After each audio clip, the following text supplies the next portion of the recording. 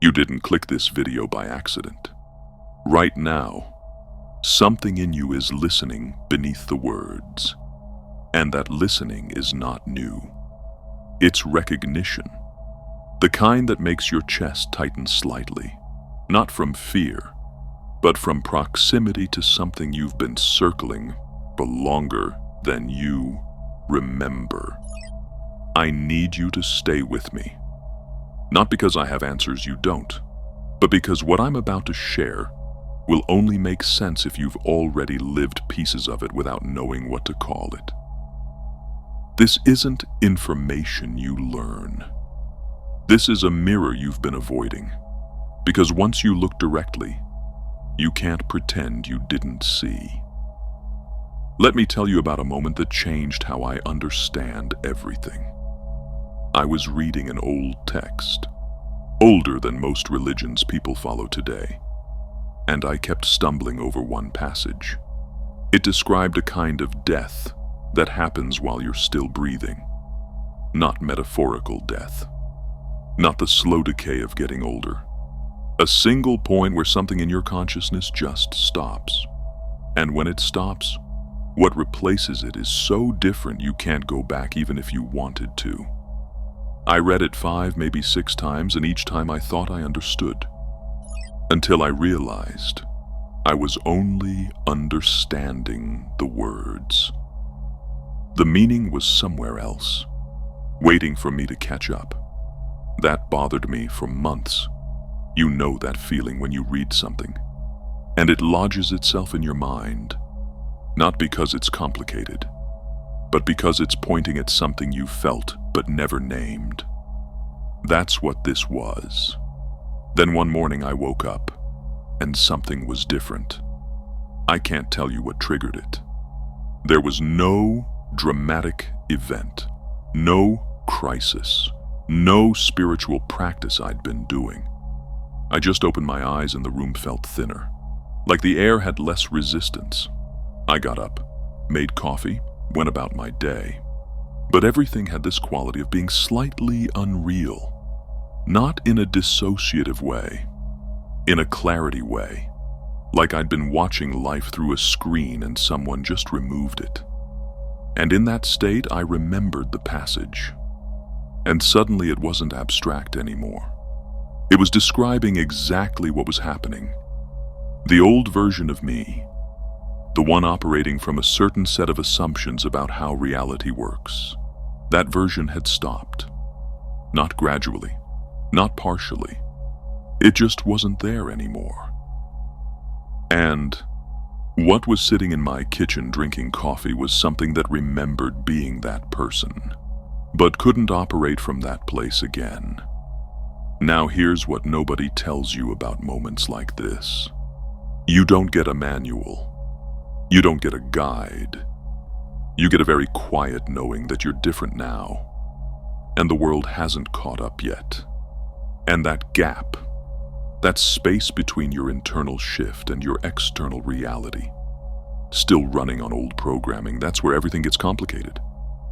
Because you still have the same job, the same relationships, the same bills, the same routines, but you're not the same. Slowly, sometimes painfully, you start noticing the friction. Conversations that felt normal now feel like you're speaking different languages. Work that was tolerable becomes almost unbearable. Not because it got worse, but because you changed. And people start looking at you differently. Not because you told them anything changed, but because something in your energy is broadcasting at a different frequency, and they can feel it, even if they can't name it.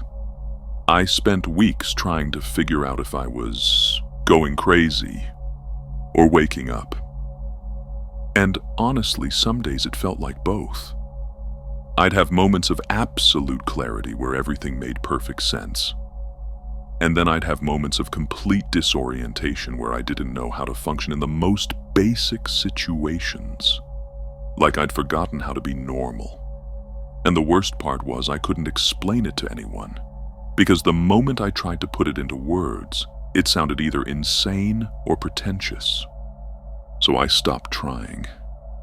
I just started watching. Watching how my decisions changed. Watching how my body responded to environments differently. Watching how I could feel things coming before they arrived. Not like psychic prediction, more like reading weather patterns. You don't need to be mystical to know a storm is coming if you pay attention to the sky.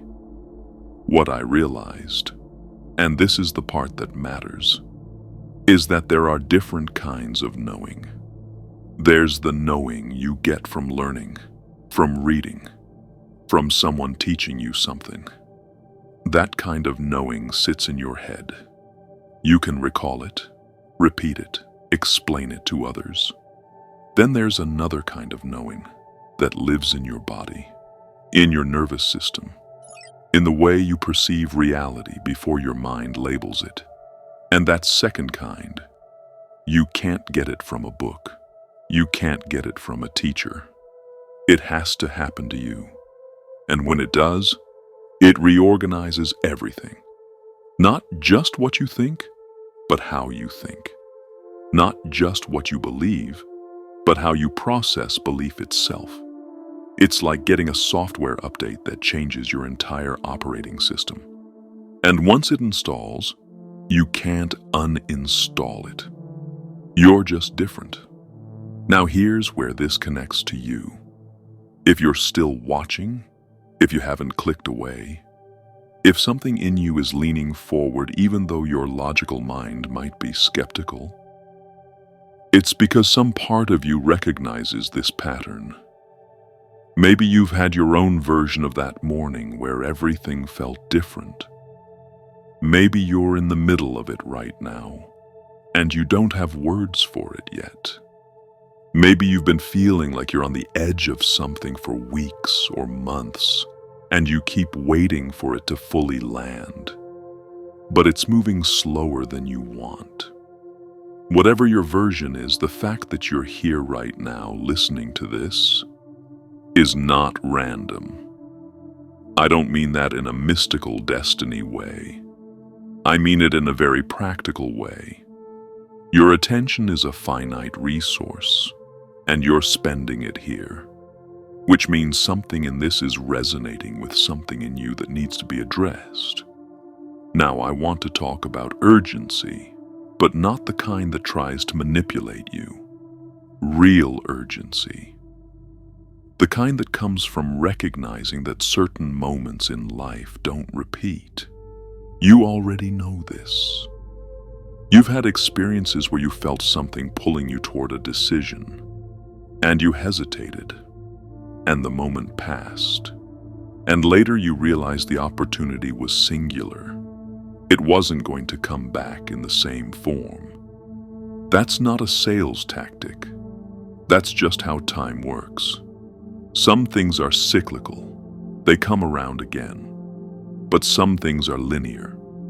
They happen once in a specific configuration of circumstances.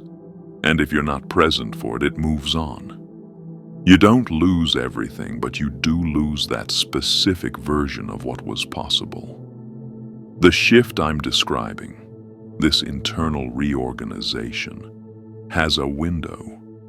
Not because you're being punished if you miss it, but because you are moving.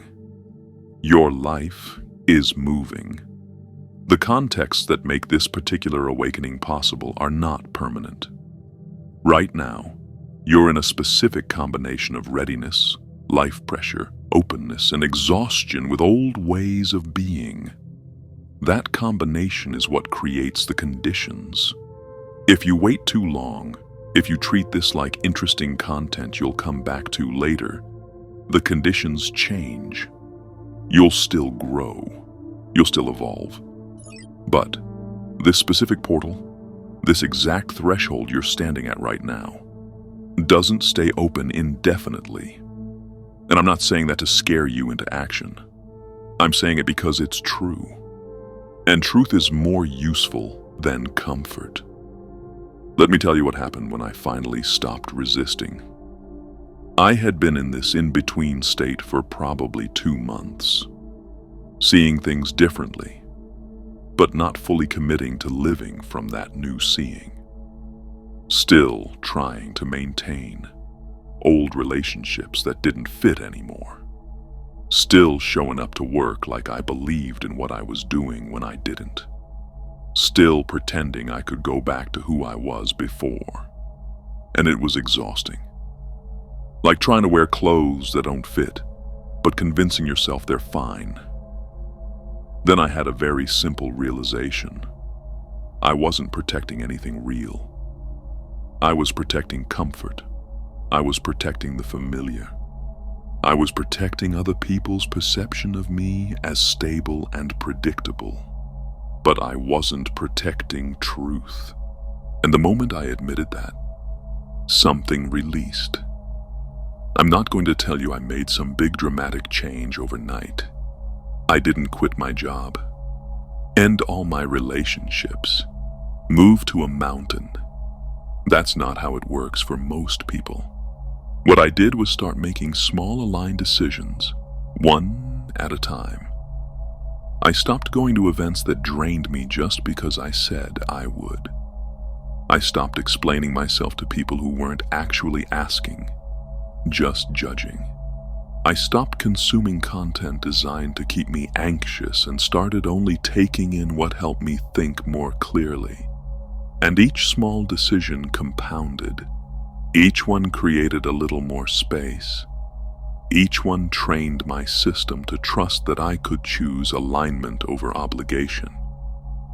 And slowly, my external life started to match my internal shift.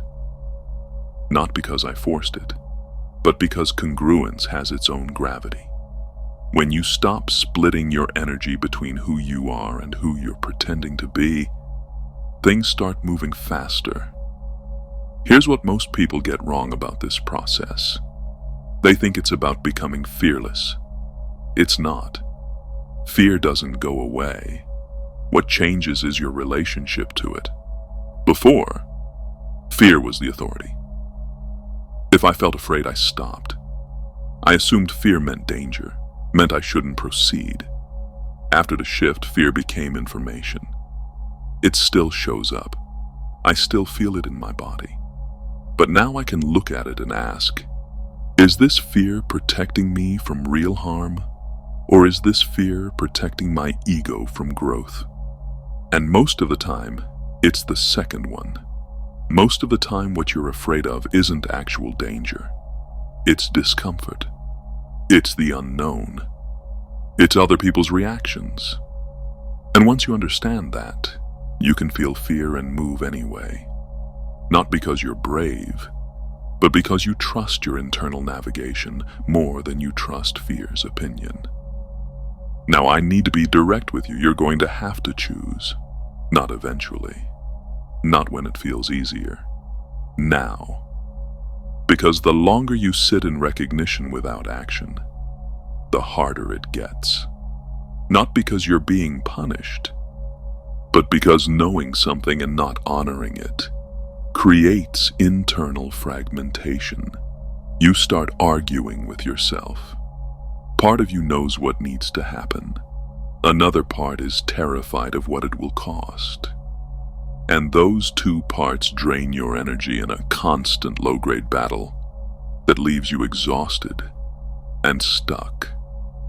I've watched people sit in that space for years, seeing clearly, but not moving, knowing what they need to do, but waiting for perfect conditions that never come. And every month they wait. The gap between who they're being and who they know they need to become gets wider.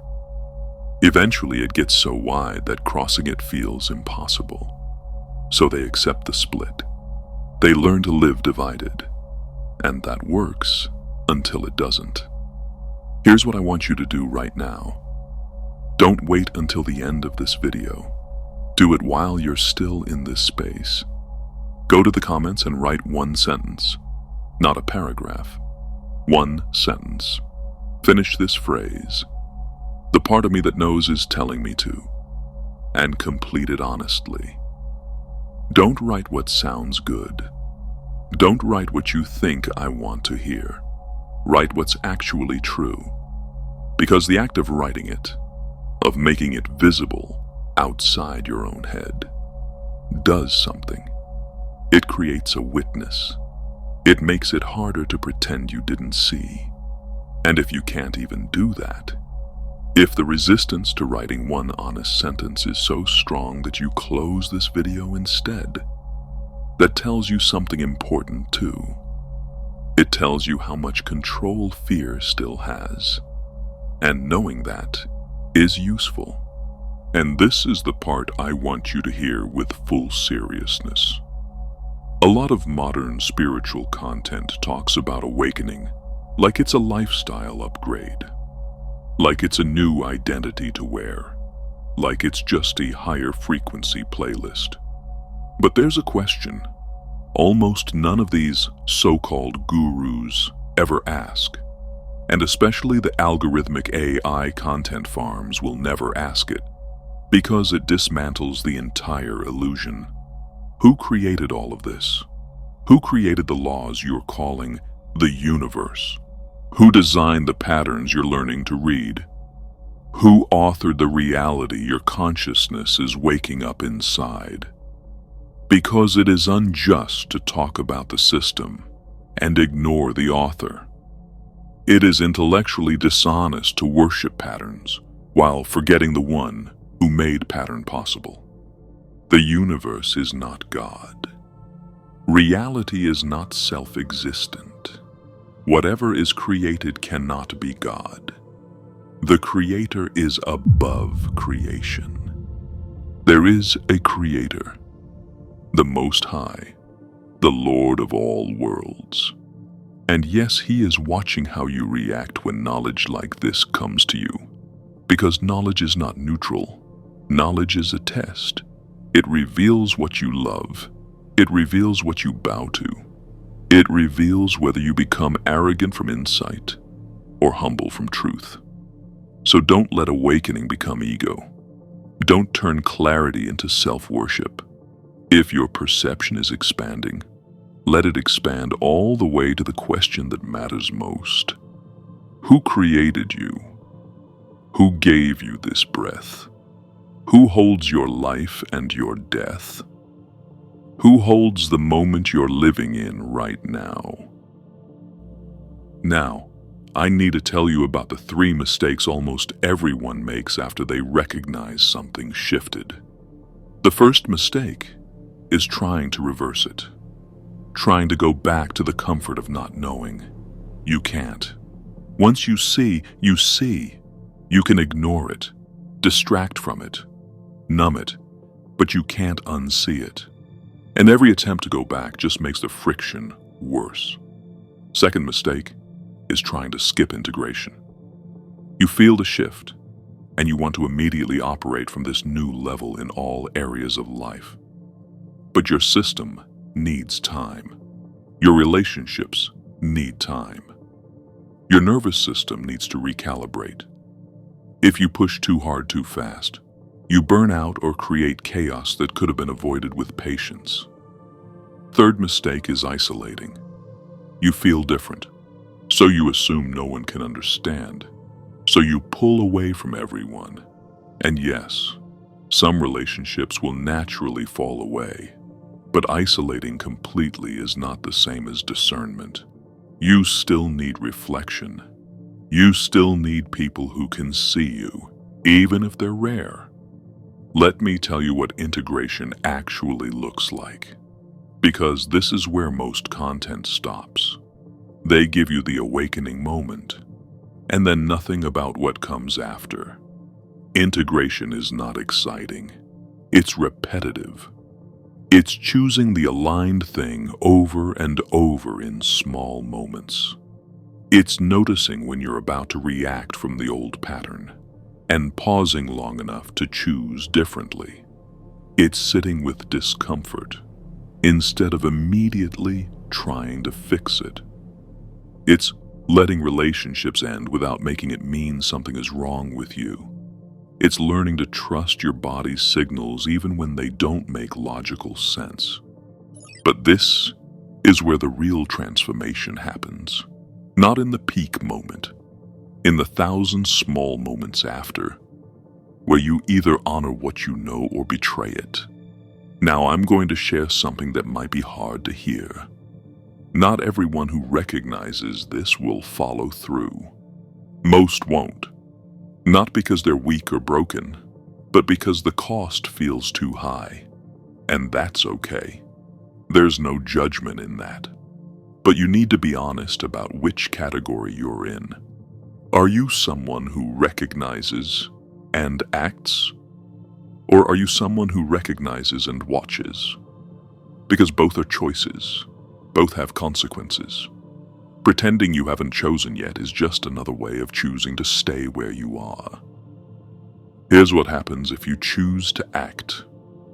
Your life will get more difficult before it gets easier. People will be confused by you. Some will be threatened. Opportunities that felt stable might dissolve. You'll have moments where you question everything and wonder if you made a massive mistake. And in those moments, you'll need something stronger than motivation. You'll need commitment to your own knowing, and beyond that, humility before the one who created your knowing in the first place. Because if there is a creator, and there is, then your awakening is not a random glitch. It is not an accident. It is not you becoming your own God. It is you being pulled out of sleep into responsibility. It is you being shown a door and being asked what you're going to do with the fact that you saw it. Now I want to talk about what happens in the body during this transition, because most people only talk about it mentally or spiritually. Your body is processing this shift, whether you're aware of it or not. You might need more sleep. You might have vivid dreams that feel more real than waking life. You might lose appetite or crave different foods. You might feel energetic surges at strange times, or exhaustion that doesn't match your activity. This is not a problem. This is recalibration. Your nervous system is adjusting to processing reality at a different frequency. Give it space. Don't pathologize it. Don't try to force it back to normal. Normal is what you're leaving behind. Some of you are feeling resistance right now. You've been listening, but part of you is arguing. This is too vague, too abstract, not practical enough. I understand that. But what I'm pointing at can't be reduced to a 5-step formula without losing the truth. This is territory you have to walk through yourself. The walking changes depending on who you are and what you're carrying. I can give you context, patterns, reflections, but the movement is yours. And if you're waiting for someone to give you exact instructions, you're going to wait forever. Because that's not how consciousness works. And it's not how responsibility works. Let me ask you something, and answer it silently. When was the last time you made a decision purely based on what you knew was right, regardless of who it disappointed or how it looked? Not a small decision, a real one. One that cost you something. If you can't remember, that tells you how much you've been living for external validation instead of internal truth. And I'm not judging that. Most people live that way their entire lives. But if you're still here, I don't think you want to be most people. So here's the practical part. In the next 24 hours, make one decision differently. Just one. It doesn't have to be life-changing. It has to be aligned. Maybe it's saying no to something you normally say yes to out of obligation. Maybe it's finally starting something you've been delaying because you're afraid of doing it imperfectly. Maybe it's ending a pattern you keep excusing even though you know it's costing you. One decision. That's all. Because action breaks paralysis. It trains your system that you're serious. That this isn't just another moment of inspiration you'll forget by tomorrow. I'm going to tell you about the moment I knew I couldn't go back. I was in a conversation with someone I'd known for years, and they were talking about their plans, their worries, their hopes, and I realized I couldn't participate the way I used to. Not because I didn't care about them, but because the assumptions they were making about what mattered and what was possible, I didn't share those anymore. I tried to meet them where they were, but it felt like lying, like putting on a costume of who I used to be. And in that moment, I understood the shift wasn't temporary. It wasn't a phase. It was permanent. And grieving that, the loss of being able to relate in old ways, was part of the process too. You're gonna lose things. I need you to know that, not as a threat, but as a truth. You might lose relationships that can't hold the new version of you. You'll lose certainties you used to rely on. You'll lose the comfort of blending in. And in exchange, you gain clarity, integrity, the ability to move through life as yourself instead of as a performance. If you really sit with that trade, you'll know which one you value more. There's a question I've been asking myself for months, and I want to leave you with it. What would my life look like if I stopped waiting for permission and started acting from the authority of my own knowing? Not arrogance, not ego, just the quiet certainty that comes from paying attention to what's true. What would change? Who would I become? And more importantly, who would I stop pretending to be? Sit with that, because your answer to that question is your answer to everything else. And as you sit with it, don't forget the question that keeps your awakening clean. The question that keeps you from being manipulated by spiritual content that talks about everything except the source of everything. Who created all of this? Who created you? Who created the laws, the patterns, the consciousness, the very breath you're using to think right now? There is a creator, the Most High, the Lord of all worlds. And the deeper your perception becomes, the more unjust it becomes to ignore him. So don't just wake up into information. Wake up into truth. And let that truth guide your next step.